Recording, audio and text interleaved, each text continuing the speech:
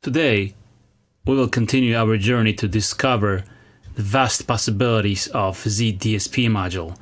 If you haven't seen the previous two episodes that I have done on this module, please do so, because there is a lot of useful information I believe that you might like to ingest before you jump into this one, because it's an advanced video. Last time I was exploring the clock and socket. Today we will also use it, but I want to focus on some more creative patches just to tickle your imagination and maybe inspire you to do some of your own patches. So today I will focus on the feedback patching, because this module has two independent channels, and also each of these channels has its own feedback patch. You have the feedback out right here for each channel. Feedback for channel A and for channel B. Feedback out, and then you have feedback in here on the sides. So you go out of the module and then go back here. One of my favorite tricks is to feed the feedback out into Geiger counter by WMD, and then I'll take this lo-fi decimated sound back into the feedback path, which does some nice things to the signal. And that's the basic incarnation of this patch. That's how it sounds without the feedback. That's just a preset number 2 out of Hydra.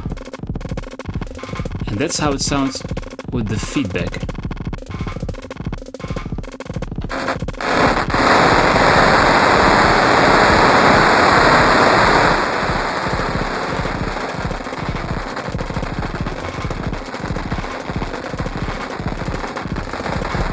And that's fine if you like a messy sound. But the thing is that I like this decimated sound to move with my percussion sounds. So it's not covering up the whole percussion loop. I just wanted to add some nice digital texture behind. So that's what I'm using the second output for. What I'm doing here, I'm taking the output of the second channel, and it is not traveling to my mixer.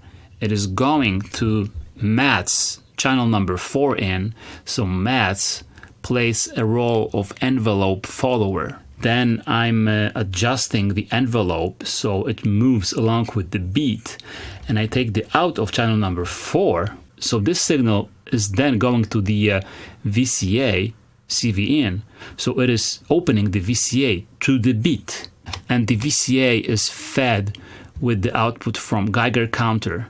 So Geiger counter is not going directly back to the feedback in, but it is traveling through a VCA which is controlled by Matt's, which is fed with the original signal. And this is how it sounds like. It's really important to craft the envelope properly so it follows the loop, and it's very dynamic. So now when I change parameters on the Geiger counter, you can hear that the texture behind is changing also. You can hear this crunchy lo-fi noise. And of course we can try our all-time favorite with the clock in to make it even more interesting.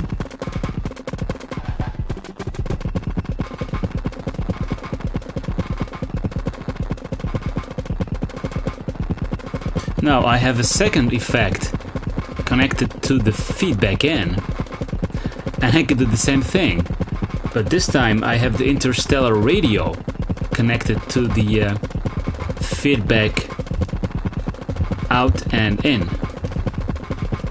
This one is without the VCA, but we could do the same thing as we did with the Geiger counter.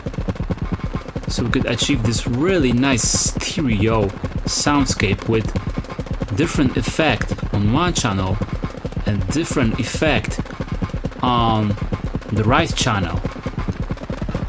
And notice that I haven't even touched the parameters on Z-DSP itself. Now I'm changing some parameters on the interstellar radio. That's how it sounds with the original signal. That is very nice, because we get this punchiness out of the original loop and some wicked background.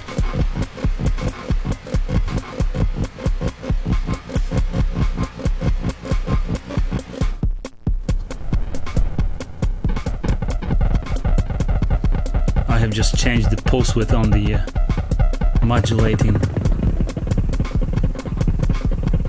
oscillator. Let's change the algorithm.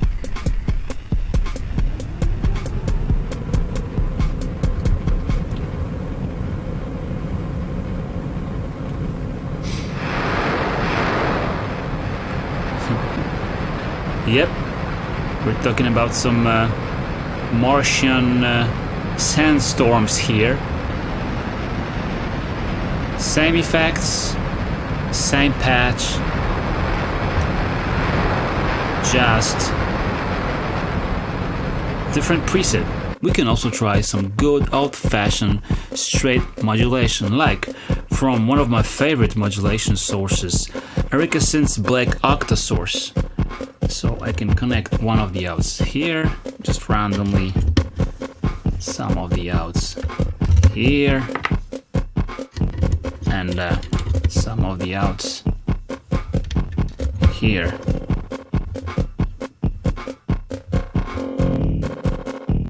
And see what it does.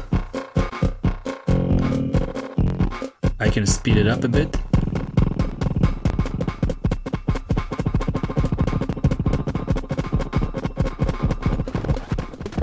As you can see,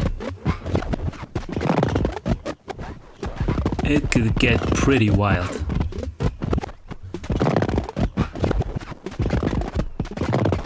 And if I use the Geiger counter again in the path,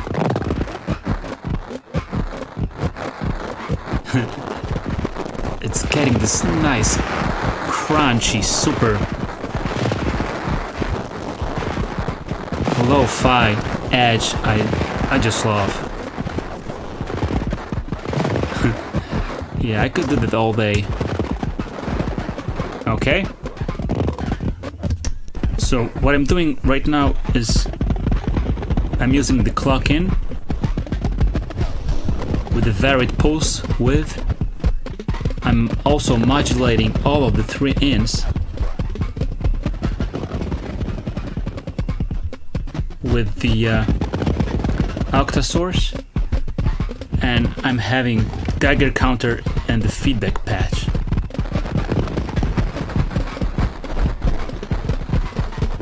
We can go all the way down with the clock, and that's the stuff we will be getting.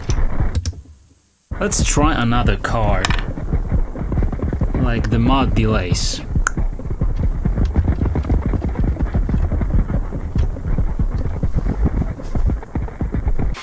Just a different preset again.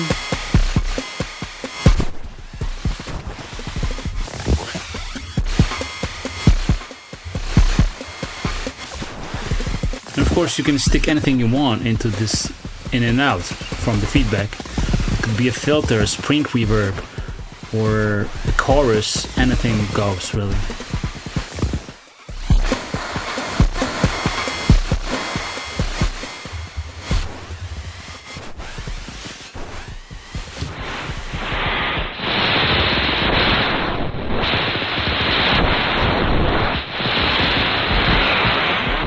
Okay, so here's one of my other favorite patches. A simple cross patching between the feedback circuits. What if I take feedback out of the B channel and plug it into feedback in on the first one, and do the opposite, so feedback out from channel A going to the feedback in on channel B. Now we gotta be really careful with the feedback levels here, because it could get pretty crazy and loud pretty fast, so watch your speakers and headphones. So that's how it sounds while I add the effect. By the way, this is the mod delay card, preset number 3, as you can hear. That's the sweet spot for the feedback. Anywhere past this and it just goes really aggressive. You can see it's distorting already, but at this point I like that much of distortion.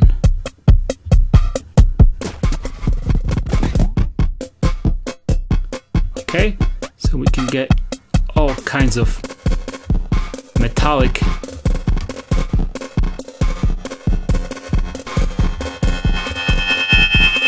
sounds with it. Now, another trick I love is to modulate this wet dry parameter with audio rate.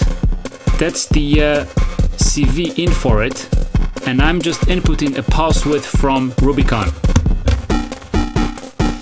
Yep.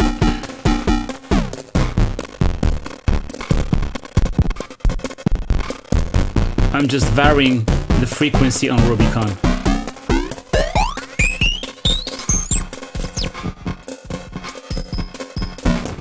Now, do you understand why am I so obsessed with this module? It could easily be my only effect in my whole system.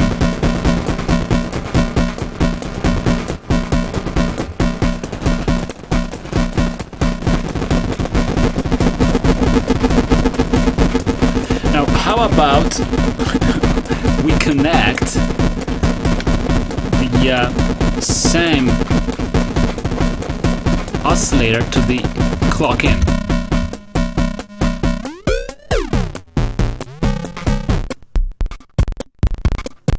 Also interesting. But let me try to use maybe other clock.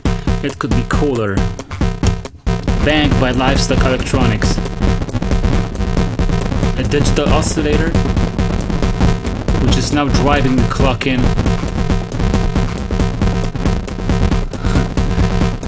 to provide yet another level of madness.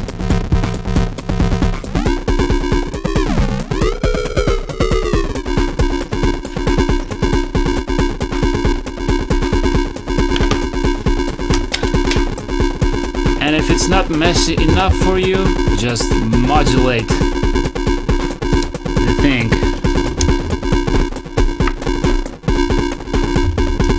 with different modulation sources.